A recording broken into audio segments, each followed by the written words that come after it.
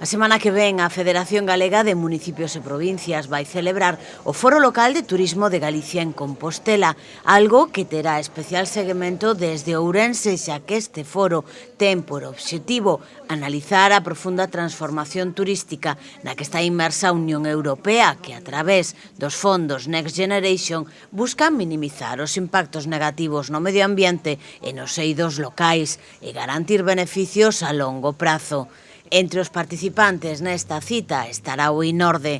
En Galicia, o turismo representa en torno ao 11% do Produto Interior Bruto e supón a actividade principal en moitos concellos. Ademais, no período 2022-2026, máis de 35 entidades locais galegas están a xestionar ou beneficiarse de plans de sustentabilidade turística en destino para abordar os retos e desafíos dos concellos galegos cara a un modelo de xestión lúdica, sostible, eficiente e consciente. En total, en Galicia estánse a xestionar neste momento en torno a 100 millóns de euros dos fondos Next Generation por entidades locais destinados á transformación do modelo de xestión turística, apostando pola sustentabilidade, a eficiencia enerxética, a digitalización e a mellora da gobernanza. A FEGAM quere poñer en valor esta movilización de recursos no eido local desde este Foro Local de Turismo de Galicia, que está especialmente dirixido